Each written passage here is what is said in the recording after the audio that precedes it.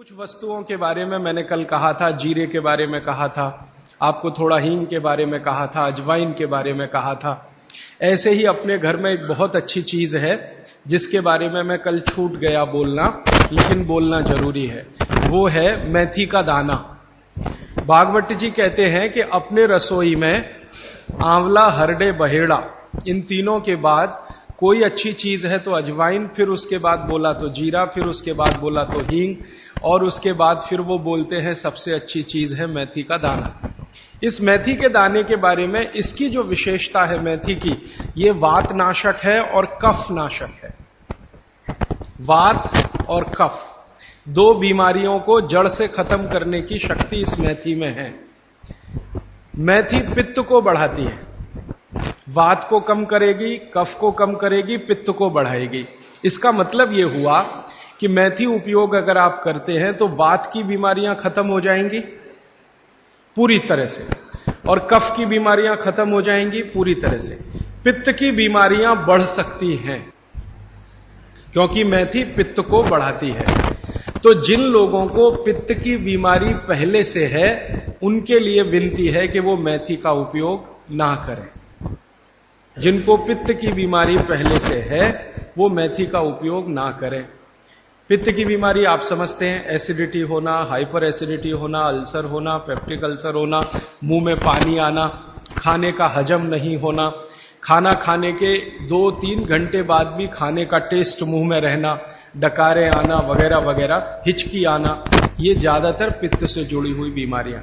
तो मेथी के लिए भागवत जी कहते हैं कि पित्त के रोगी छोड़कर वात और कफ के रोगी इसको भरपूर मात्रा में ले सकते हैं। अब वात की बीमारियां अगर आपकी हैं, घुटने दुखना, कमर दुखना, कंधे दुखना, जोड़ों का दर्द, मेथी का उपयोग जरूर करें। अब आप पूछेंगे जी मेथी का उपयोग करने का तरीका बहुत सरल बताया भागवत जी ने कि रात को 1 गिलास गुनगुने पानी में या गर्म पानी में 1 चम्मच मेथी दाना डाल दें, रात भर उसको रखें, सुबह उठकर मेथी दाने को चबा चबा के खाएं। चबा चबा के खाने का महत्व तो बहुत है। कई लोग मेथी की फंकी लेते हैं, पिसा हुआ मेथी होता है ना, उसकी फंकी लेते हैं, लेकिन फंकी का महत्व इतना नहीं है जितना चबाकर खाए हुए मेथी का है। क्यों?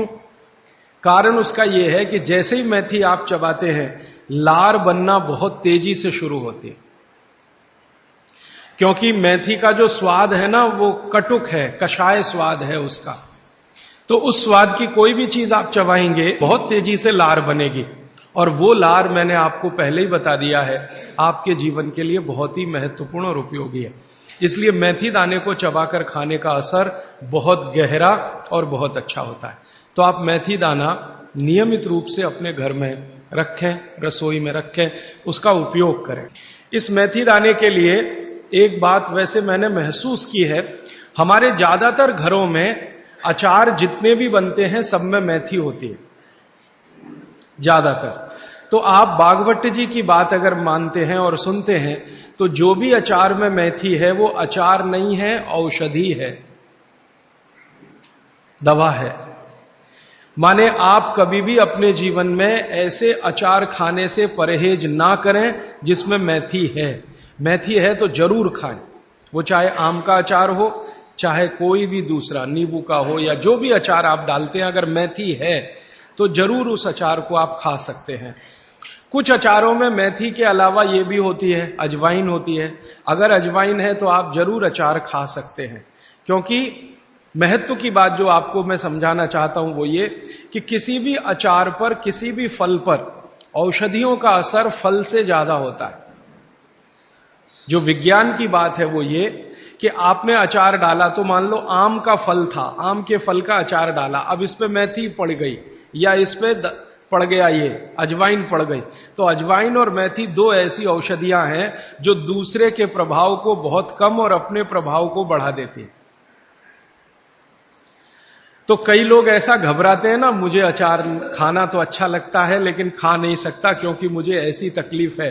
मैं आपको ये कहना चाहता हूं कि अगर मेथी पड़ी हुई है किसी भी अचार में और आप वात के रोगी हैं या आपको कफ की तकलीफ है तो बेझिझक वो अचार खाइए, तो अचार के साथ मेथी जाएगी। और अचार में पड़ी हुई मेथी का असर पानी की मेथी से कई गुना ज्यादा हो जाता है।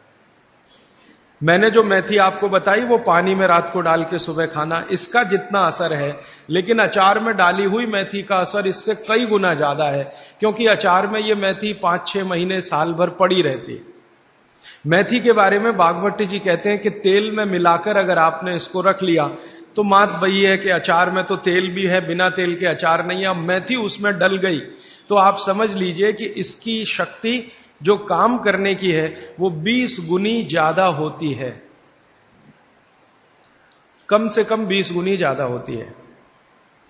तो इसलिए अचार में पड़ी हुई मेथी जितनी पुरानी होती जाएगी आपको उतनी ही लाभकारी है। और ठीक यही बात उन्होंने अजवाइन के लिए लिखी है कि अजवाइन अचार में पड़ गई है तो आप समझ लो कि वो बहुत गुनी बढ़